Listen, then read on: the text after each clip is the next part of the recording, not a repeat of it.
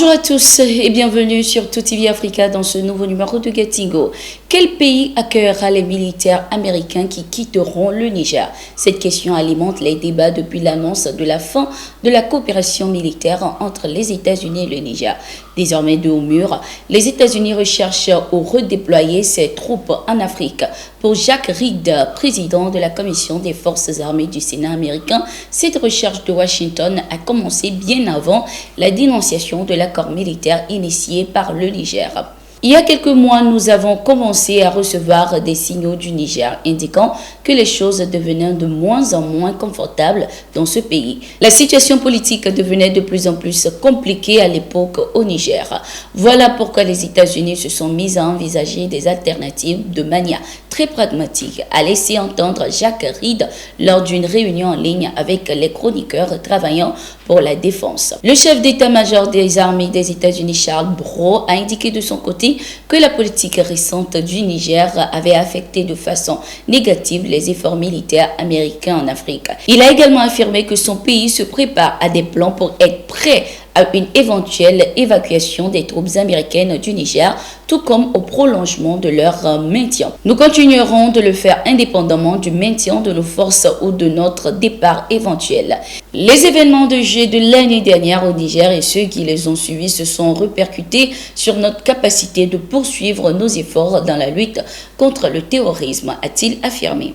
Une mission conjointe composée du ministère des Affaires étrangères et des Tchadiens de l'étranger ainsi que du ministère de la Sécurité publique dirigée par M'Bodou Seyid, directeur général de l'administration des affaires juridiques et des Tchadiens de l'étranger est au Cameroun depuis ce 18 mars 2024. L'objectif est de parvenir à faire la lumière sur les cas récents d'assassinats et d'agressions sur des étudiants tchadiens vivant au Cameroun et d'assurer leur protection.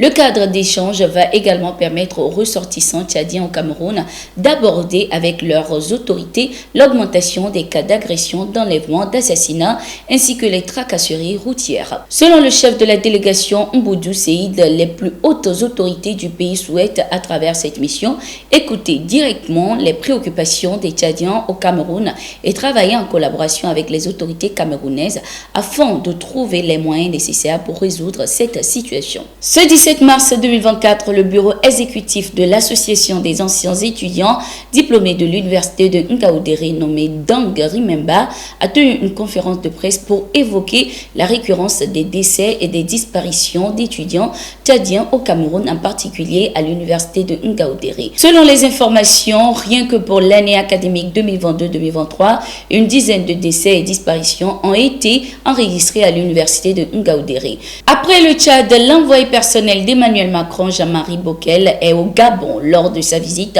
Jean-Marie Bockel a rencontré le président de transition gabonais, Oligui Nguema. Au cœur des échanges, le renouvellement du partenariat militaire de la France avec les pays africains. Je suis venu pour étudier en concertation avec les autorités gabonaises l'avenir de notre partenariat militaire, a laissé entendre l'envoyé spécial.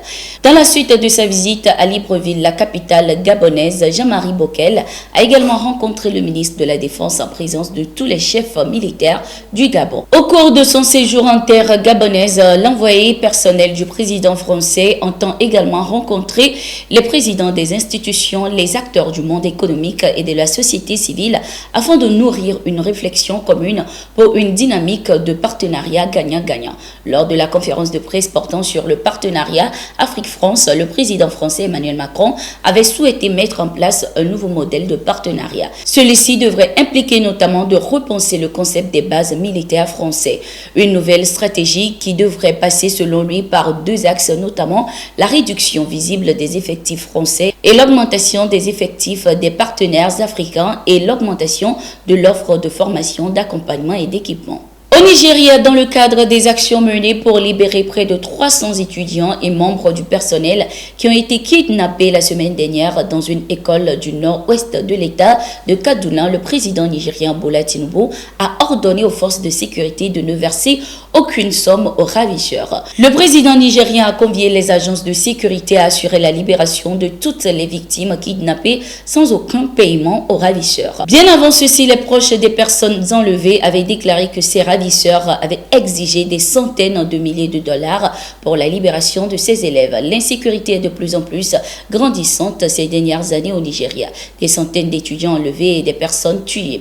Une loi a d'ailleurs été votée en 2022 interdisant le paiement des rançons aux ravisseurs. C'est la fin de cette édition. Merci d'être resté avec nous. Nous sommes en continu sur nos différentes plateformes.